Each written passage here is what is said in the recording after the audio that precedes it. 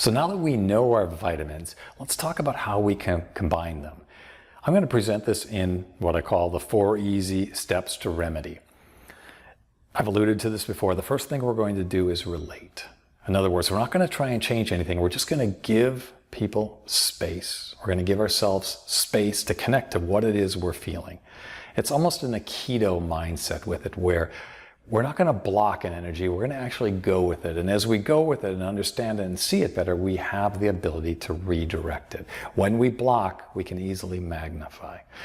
Many of us who wrestle with anxiety or anger know this feeling. When you're upset, the last thing you want somebody telling you to do is calm down. And in fact, what you actually want to do is lean into it. So we're going to do that.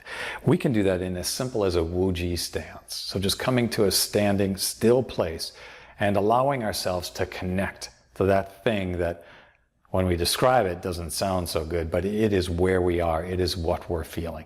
And so what I'll recommend to people, what I do with myself, is to say, man, feel it.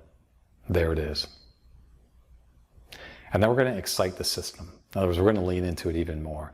And we're going to do something like knocking or something like purging, where we actually magnify the system. Now we're going to elevate things. Doing these two things together, in my mind, is really like giving it a hug, giving it an embrace, giving it space, giving it a chance to be there.